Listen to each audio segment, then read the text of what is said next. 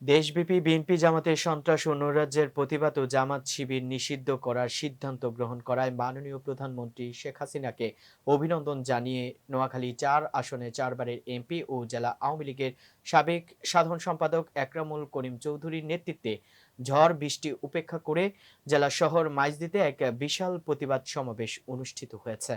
জেলা আওয়ামী লীগ কার্যালয়ের সামনের সড়কে তিনি সমাবেশে আবারও দলীয় নেতাকর্মীদের সকল ভেদাভেদ ভুলে দেশ রক্ষার স্বার্থে এবং শেখ হাসিনার হাতকে শক্তিশালী করার লক্ষ্যে ঐক্যের ডাক দিয়েছেন এমপি একরাম চৌধুরী। প্রবীণ জেলা আওয়ামী লীগ নেতা সাইদুল সাদুর সভাপতিত্বে ও সদর উপজেলা আওয়ামী লীগের সাধারণ সম্পাদক অ্যাডভোকেট আতাউর রহমান নাসের পরিচালনায় এক বিশাল সমাবেশে প্রধান অতিথির বক্তব্যে তিনি কথা বলেন।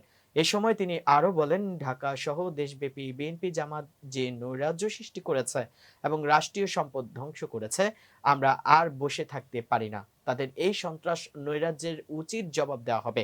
এ সময় সমাবেশে আরো বক্তব্য রাখেন জেলা আওয়ামী লীগের সাবেক নেতা বীর মুক্তিযোদ্ধা মিয়া মোহাম্মদ শাহজাহান, কবিরহাট উপজেলা আওয়ামী লীগের সভাপতি হাজী মোহাম্মদ ইব্রাহিম, সদর উপজেলা পরিষদের চেয়ারম্যান একেএম শামসুদ্দিন জেহান ও জেলা যুবলীগ নেতা একরামুল হক বিপ্লব সহ আওয়ামী লীগ, যুবলীগ, ছাত্রলীগ ও স্বেচ্ছাসেবক লীগ সহ অঙ্গ সংগঠনের নেতাকর্মীরা উপস্থিত ছিলেন।